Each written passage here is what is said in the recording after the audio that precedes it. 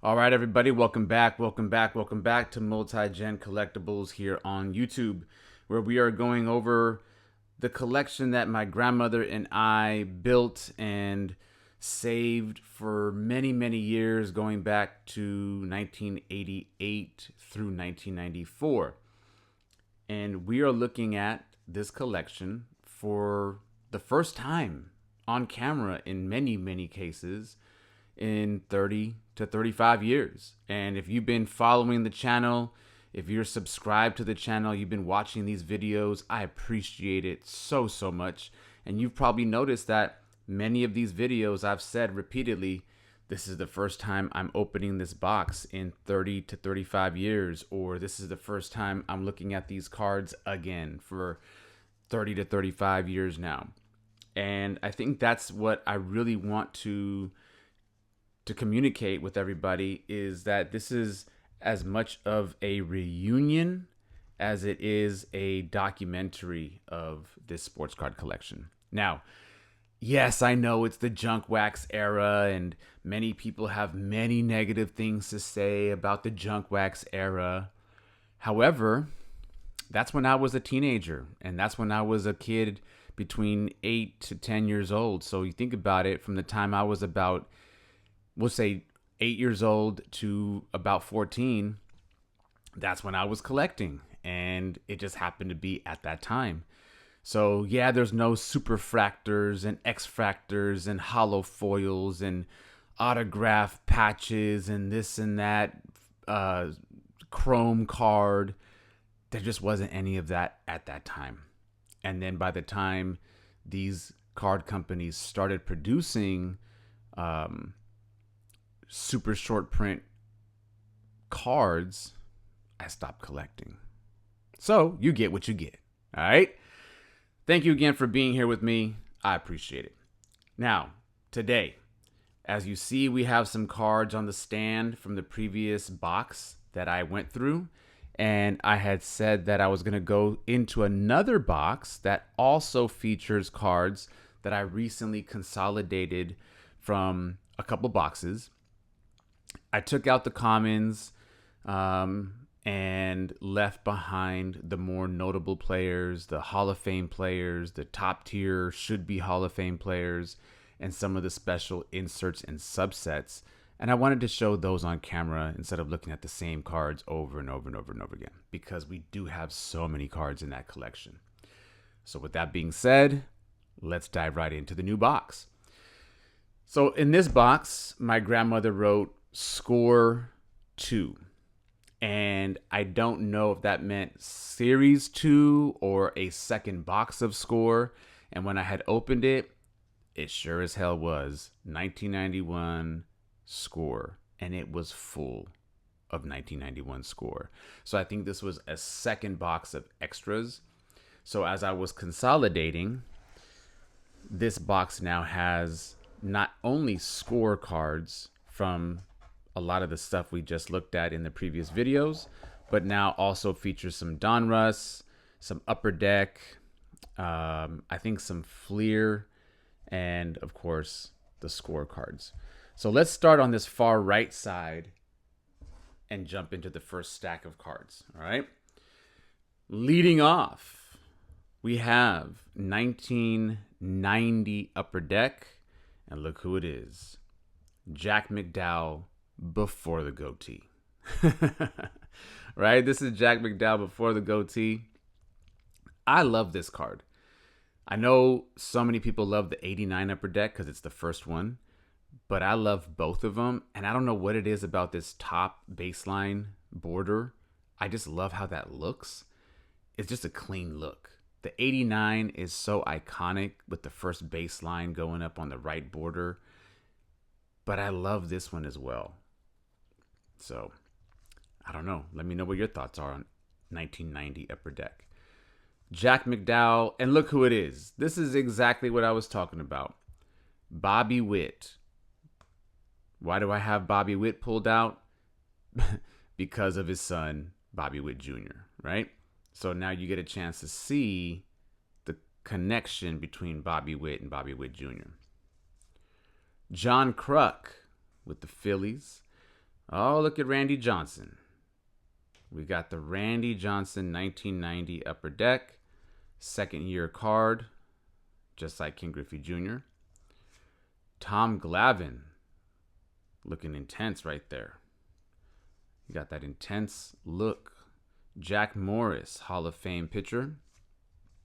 I recently confirmed that. Dennis Eckersley. Look at that card. Dennis Eckersley, Jay Buhner, Edgar Martinez, also part of that superb Mariners lineup that eventually made some runs into the playoffs by the mid-90s, 94, 95. Len Dykstra, Dennis Martinez, El Presidente, Darren Daulton, Lee Smith, the Hall of Fame relief pitcher with Boston at the time. Lou Whitaker, again, I say it all the time, right? Should be a Hall of Famer. People think he should be a Hall of Famer. Andre Dawson, we've seen this card several times before. Andres Galarraga with the Expos. Got two of those. Harold Baines with Texas, again, Hall of Famer. Look at Dave Henderson. I say this every time, smiling. Man is always smiling. Running the bases, smiling. Hitting, smiling. Fielding, smiling. Look at Greg Maddux. This is before he went to the Atlanta Braves and dominated. Look who it is. Barry Bonds. Ron Gant, looking like he's about to launch this ball deep to center field. Harold Reynolds, we all know from his career in sports analyst and television. Dwight Evans, Hall of Famer with the Boston Red Sox. I want to say this was probably his last season, maybe last 1 or 2 seasons that he played in Major League Baseball. And of course, Rick Sutcliffe. So that's 1990 Upper Deck, and that came from a box of 1990 Upper Deck extras. That it was just full of 90 Upper Deck, just all kinds of cards. And I was like, you know what? Let me pull some of these notable players out. Okay, we're going to get into this last stack right here, and I'm going to use this as the last stack because I see that there's a difference in the color with some of these cards. So this will be the last stack for this video, and then we'll go into a part 2. And look who we have again. Look right here. Boom. We got that Mo Vaughn rookie prospect card. And look who is leading it off with this stack. So it looks like we had several of these Mo Vaughn rookie prospects from 1991 score. So let's set that down here. What else do we have in here? Looks like these are going to be all prospect cards again. When I tell you that my grandma and I had hella 1991, 1990, 92, 93, 94 score, I am not joking. We had so much of this product. 1, 2 more Mo Vaughns. Look at that. Going back to some of the names that we've never heard of or only heard of for a few years. Some of these are the same cards that we left off in the last video, which I did not actually plan. Oh, there's Ray Langford. He had a pretty decent career. Got a few of those. Hector Wagner. Again, never heard of some of these players. And if you had heard of some of these players, then let me know. Let me know in the comments. I'm definitely not trying to disrespect their talent or their career as a whole. It's just the reality that when you have a baseball card as a rookie prospect, unfortunately, because of the nature of the sport and the nature of the business, some of these players never had a career that lasted very long or even had a career in Major League Baseball past 1 year. Again, Andujar Cedeno, a lot of prospect with him. Oh, got a couple more Jeff Conine cards. No, so that we have some more Jeff Conines. Okay, all right. Last little stack of cards. Here we go. Howard Farmer, Jeronimo Peña, Paul Marek, Steve Decker, and Bernard Gilkey. Oh, and Nick Barnes. And now we go back into the no-hitters. So we saw these in the last video as well. The commemoration of the no-hit clubs.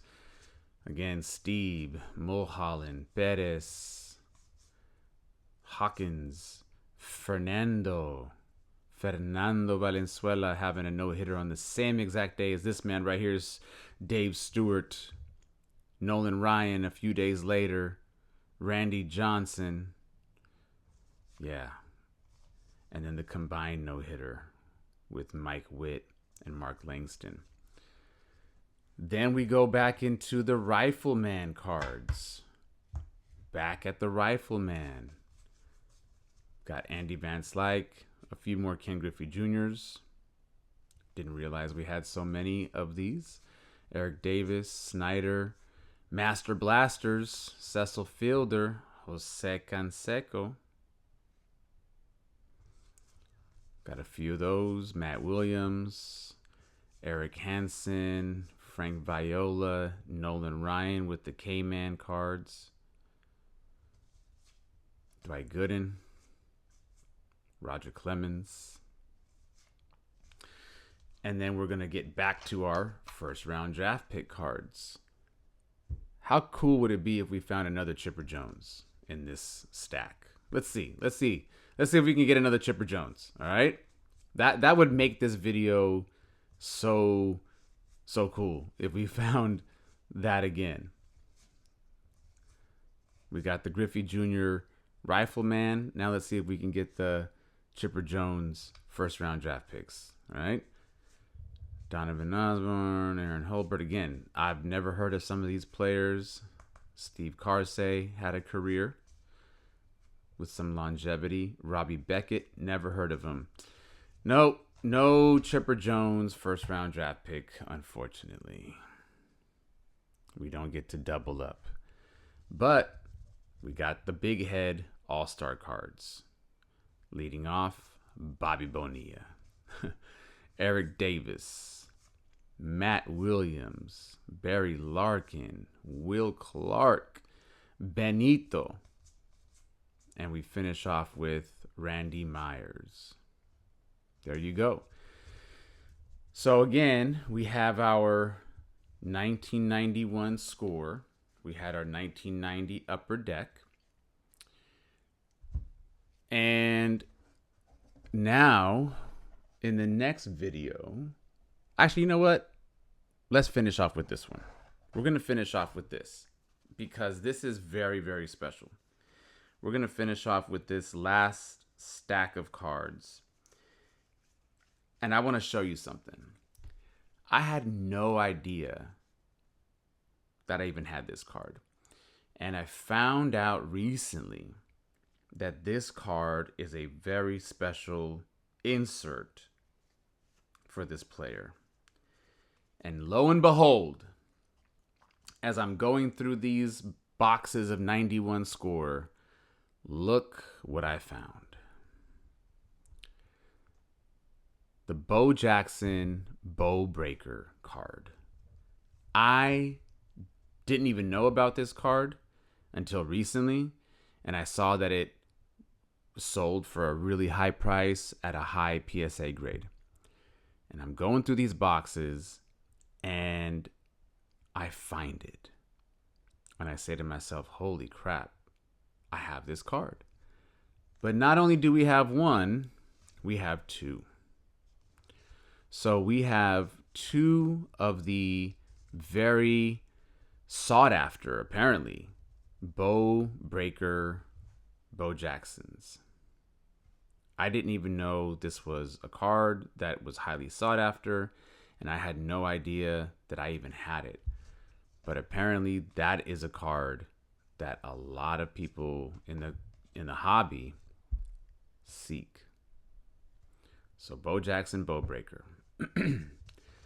Back to Rick Sutcliffe, Curt Schilling, Sandy Alomar Jr., Juan Gonzalez, Benito Santiago, Moises Alou for the black border cards, Ben McDonald, Strawberry, Henderson smiling again, Dale Murphy, Clemens, and Greg Jeffries for, and John Olerud for the, what we call it, teal, what we call it, a teal color. And then in the blue border, Dwight Gooden, Andre Dawson, Mad Dog, Oral Hershiser, Bobby Witt again, Robin Yount, Gary Sheffield,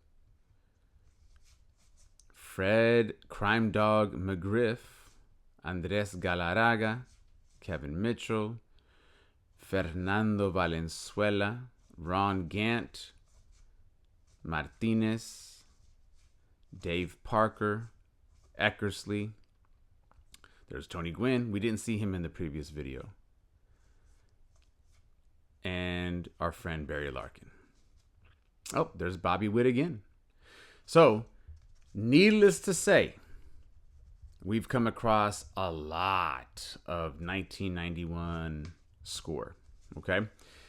So, as I've said to you on several occasions, my grandmother collected a lot of this. I collected a lot of this. We opened so many packs of 1990, 91, 92 score. And then she went on and continued with the 93 and 94 score while I had already stopped collecting, I think, by that time. So here we are. I guess you can say the highlight of this stack of cards so far is definitely this one right here. This Bo Jackson Bow Breaker is really cool. Again, yes, it's junk wax era, but who cares? I don't care. It's a cool card to me. All right. If you're interested in any of these cards or all of them, please contact me. Let me know if you're interested. And let's make a deal. Let's get a deal done. All right. Let me know which cards you're interested in and let's see what we can do. Thank you again for watching this video on the Multi-Gen Collectibles YouTube channel. We are on Instagram. Please give us a follow at Multi-Gen Collectibles. And we will see you in the next video. Peace out, everybody.